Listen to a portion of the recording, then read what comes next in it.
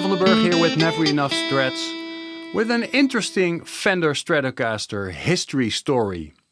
It starts out in 1959, so that's a long time ago, with the first Stratocaster to reach the European shores and actually land in Great Britain. Bought by the then very, very famous and popular Cliff Richard for his lead guitar player in his band The Shadows, Hank Marvin.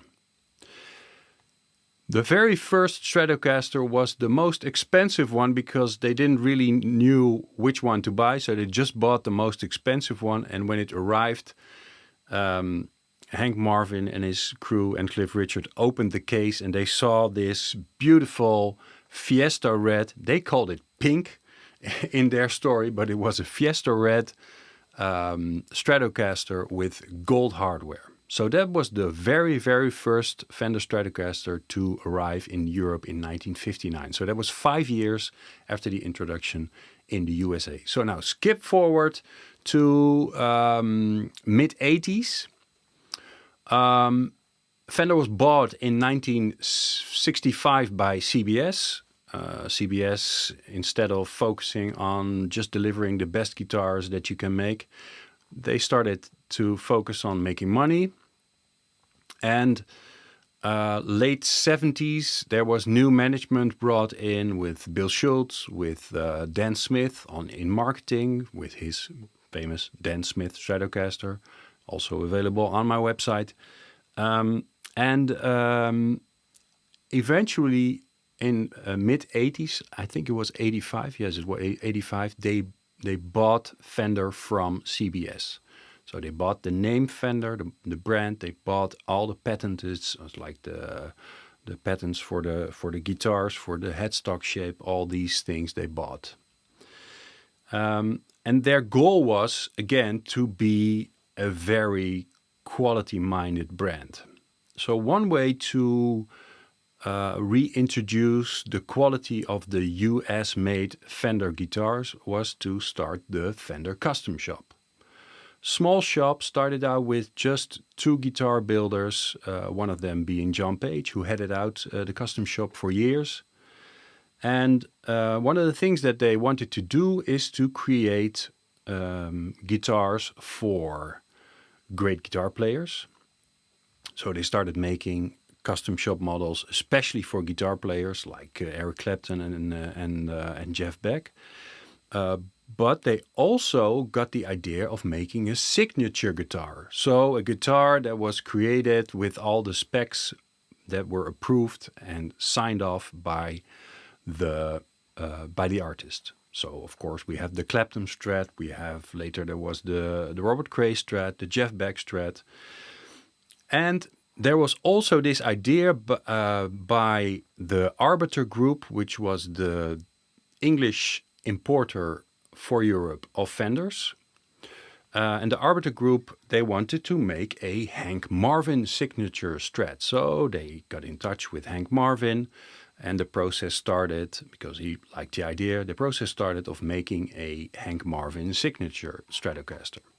So first step was to, of course, have a conversation, talk about all the specs, and let one of the guitar builders make a prototype. So J.W. Black made a prototype for the Hank Marvin Strat.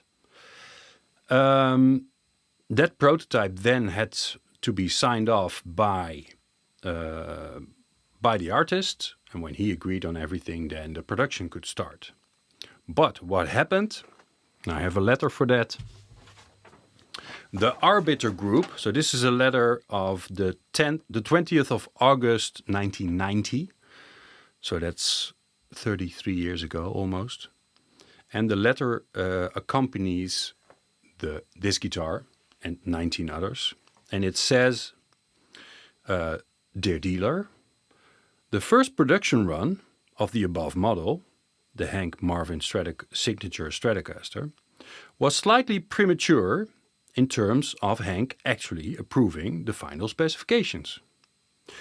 The guitar which you are buying is one of the first 20 models, yes, just 20, produced prematurely.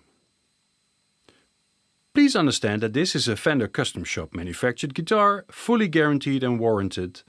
The only slight difference being that Hank's approval has now been given for all future Hank Marvin Signature Strats.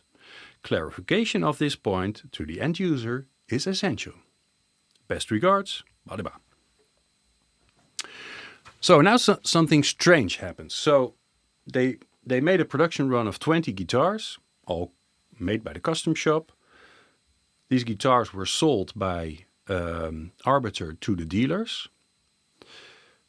And then history starts to get a bit foggy because Hank Marvin called Fender to say, well, I'm not really sure, I'm not clear, I don't want to sign off on it yet. And it took another 3 years, so only in 1993, the really approved Hank Marvin Strat came out, the first one.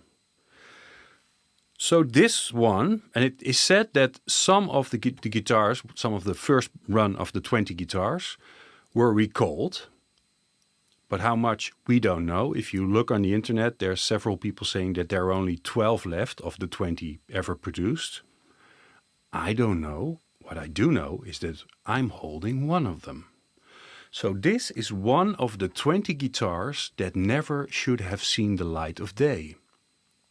Because Hank Marvin never really signed off on it. It was, although the letter said it was not, it was produced premature, but it was also sold premature. And the story goes that Hank Marvin just thought it was too much like the Eric Clapton Strat. And in fact, it is, it has a lot of the same specs. So it has the lace sensor pickups. The first models of the Eric Clapton Strat also had the lace sensor pickups. It has the TBX in the middle position. It is a double pot. So the first pot is a normal tone pot. So from 0 to 5, it's a normal tone pot. And from 5 to 10, the TBX kicks in and it enhances the brightness, the presence of the sound of the guitar. And it even has an active element in it. So it has the mid boost that also the Clapton Strat has. You could also say it looks a lot like the Strat Plus because it has the, in this case, it has the Spetzel tuners, the locking tuners. But it is a Fiesta Red. It has gold hardware. It is a great guitar. And the special thing about this guitar is it was bought in 1990. I think it was taken out of the case 3 or 4 times to look at, but it has never been played. You can see the plastic still on the pickguard. You can see the red dot still on the tremolo arm hole. The plastic is still on the back plate. There are no scratches on the guitar. I had to clean the frets because there were just some oxidation going on. I had to clean them so they were nice and smooth again. It is a new guitar from 1990, the early period of the Fender Custom Shop.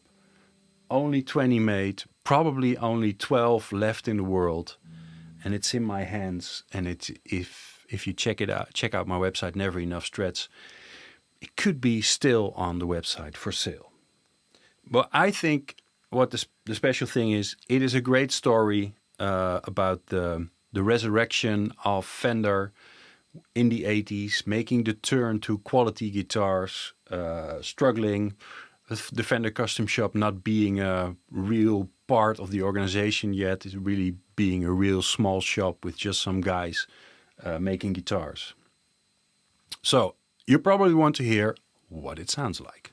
First position in G, I have the TBX tone knob set in the middle.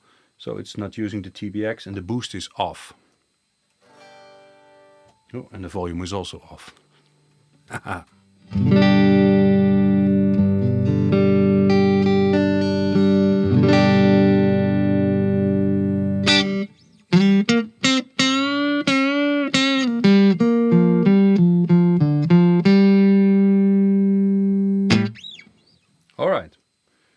Second position.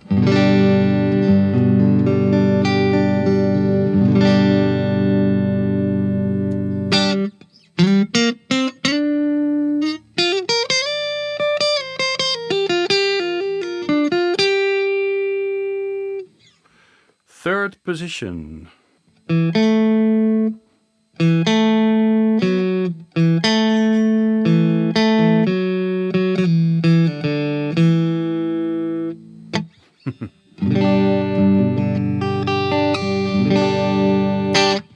Third position.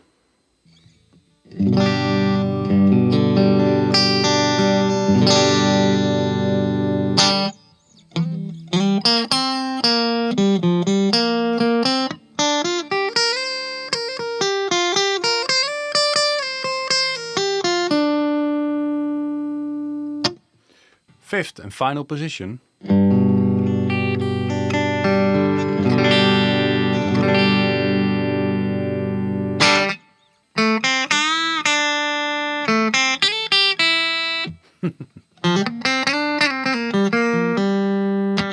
Okay, and to check out what the boost does, let's see, this is full, so this is about halfway.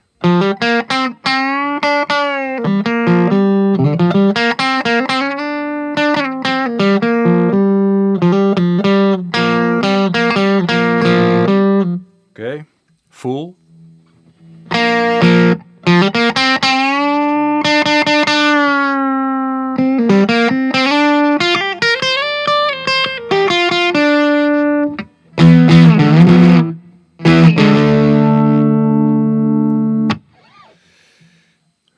See Hank Marvin doing that? I don't think so.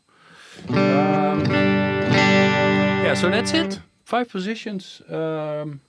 Really special guitar, special story. So if you want something that is really exceptional, that almost nobody has, or you're a collector and you think, yeah, I do have maybe a red one that looks like a Hank Marvin, but I don't have the Hank Marvin with this story and of course with his signature on the headstock. All right. Thanks for watching. If you like it, like and subscribe, and then you'll see all the videos that I make. If you want to know more, if you want to know less, let me know. And of course, check out my website, neverenougghstrats.com. Bye.